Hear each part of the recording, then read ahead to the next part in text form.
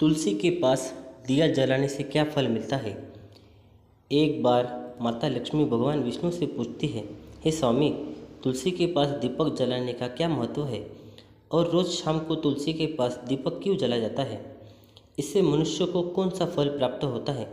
तुलसी के पास दीपक जलाने की विधि क्या है तथा दीपक जलाते समय कौन से मंत्र का उच्चारण करना चाहिए, कृपया आप मुझे विस्तार से बताइए।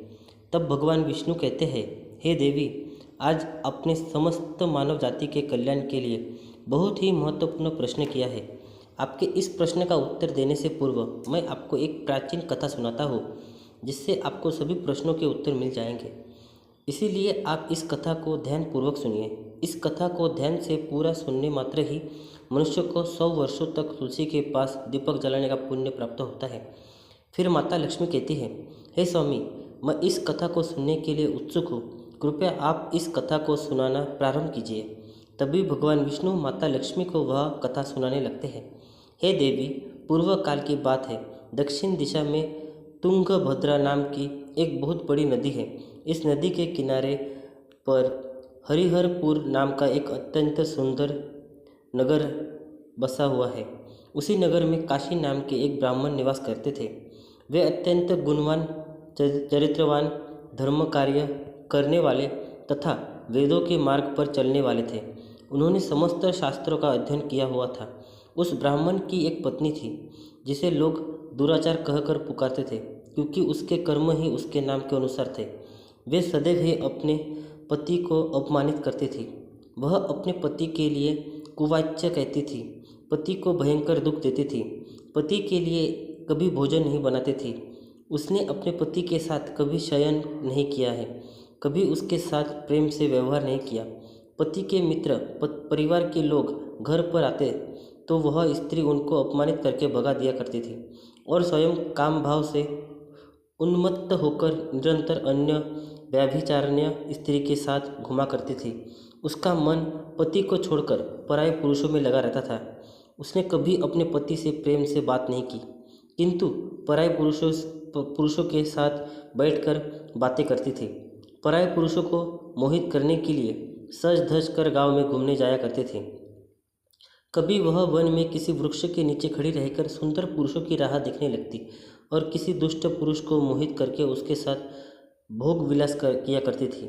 फिर एक दिन वह दुराचारिणी स्त्री वन में जाकर एक वृक्ष के नीचे खड़ी हो गई। उसका चित्त काम से भरा हुआ था। वह किसी सुंदर कामी पुरुष की राह देख रही थी, किंतु बहुत समय निकलने के बाद उस स्थान पर कोई पुरुष नहीं आया। इसलिए वह अत्यंत दुखी हो गई और प्रियतम की खोज में इधर उधर देखने लगी। उस दिन उसका सारा परिश्रम व्यर्थ हो गया। वह पर खड़ी होकर वह नाना प्रकार की बातें कहकर विलाप करने लगी। हाय हाय, आज तो इस मार्ग से कोई भी सुंदर पुरुष नहीं आया। अब मैं कैसे अपने काम वासना को शांत करूं? आज की रात कैसे बीतेगी? वह जोर जोर से विलाप करने लगी। उस जंगल में एक भयानक बाघ निवास करता था। उस पापिनी स्त्री को आवाज़ सुनकर वह जाग गया और उछलकर उस स्त्री का भक्षण करने के लिए उसके पास आ गया। उस भयंकर बाघ को देखकर उस स्त्री के पसीने छूटने लगे। वह भय से थरथर कांपने लगी। वह स्त्री कुछ करती, इतने में ही उस बाघ ने अपने पंजे से उसे घायल कर दिया और वह उस स्त्री जमीन पर गिर पड़ी। जमीन पर गिरते ही वह स्त्री चिल्लाते हुए बोली, अरे बाघ, तू किस लिए यहाँ पर आया है? मुझे क्यों मार रहे हो?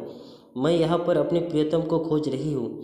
तुम मुझे छोड़ दो। मेरा भक्षण करके तुम्हें क्या मिलेगा? उस स्त्री की यह बात सुनकर वह भयानक बाघ क्षण भर के लिए रुक गया और हंसते हुए बोलने लगा, हे दुष्ट, आज विधाता ने तुझे मेरा ग्रास नियुक्त किया है। तुझे जैसी पापिनी स्त्री का भक्षण करना ही मेरा काम है, तभी तुझे इस शरीर से मुक्ति मिलेगी। वह स्त्री कहने लगी, हे बाघ, तुम कौन हो?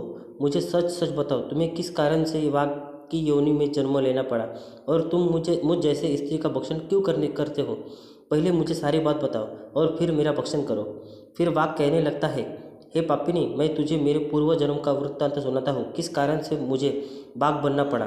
पूर्व काल में दक्षिण देश के एक नदी थी। उस नदी के तट पर एक नगरी बसी हुई थी। उस नगरी में मैं विनाश करता था। मैं एक ब्राह्मण का पुत्र था और नदी किनारे बैठकर यज्ञ आदि कार्य किया करता था। मैंने उस जन्म में अनेक पापियों के लिए यज्ञ किया, उन पापियों के घर का भोजन किया। मैंने धन के लोभ से अनेक पापियों के लिए कार्य किया। जिन वस्तुओं का दान ब्राह्मण को नहीं मिला, उन वस्तुओं का दान भी मैंने ग्रहण किया और दूसरों से धन लेता था, लेकिन कभी वापस नहीं करता था। इस प्रकार से पाप करते हुए मुझे बहुत साल बीत गए और मैं बूढ़ा हो गया। मेरा बाल सफ़ेद हो गए, आंखें सूज गई, मुंह के सारे दांत गिर गए, लेकिन फिर भी मेरी दान लेने की आदत नहीं छूटी और मैं पाप करता गया। फिर एक दिन मैं धन के लोभ से नदी किनारे गया और अन्य धूर्त ब्राह्मणों के साथ मिलकर हमने लोगों को ठगा। झूठ मंत्र वचन बोलकर हमने बिना विधि विधान किए ही देवी देवताओं का पूजन किया और बहुत सारा धन दान में ले लिया। फिर उसी स्थान पर एक बीमार कुत्ते ने मेरे पैर पर काट लिया और मैं मूर्छित होकर गिर पड़ा। उसी क्षण मेरे प्राण चले गए। फिर यम के दूत उस स्थान पर प्रकट हुए और मुझे पकड़कर यमपुरी ले गए। वहाँ पर यमराज ने चित्रगुप्त से मेरे कर्मों का लेखा जोखा निकालने के लिए कहा।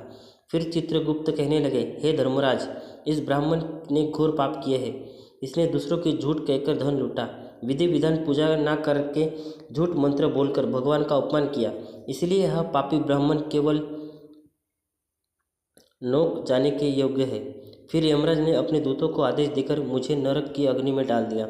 अनेक वर्षों तक नरक की सजा भोगने के बाद मुझे वाघ का शरीर प्राप्त हुआ और मैं इस दुर्गम वन में निवास करने लगा।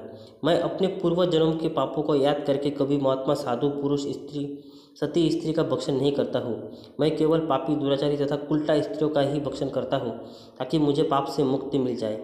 इस प्रकार से उस वाघ ने अपने पूर्व जन्म के वृत्तांत सुना दिया और उस स्त्री को कहने लगा, हे पापिनी, तेरे आचरण से तू उल्टा दिखाई पड़ती है। अपने पति को छोड़कर तू इस वन में अन्य पुरुषों के साथ भोग विलास करने के लिए आई है, इसलिए आज तू मेरा ग्रास अवश्य सुनेगी।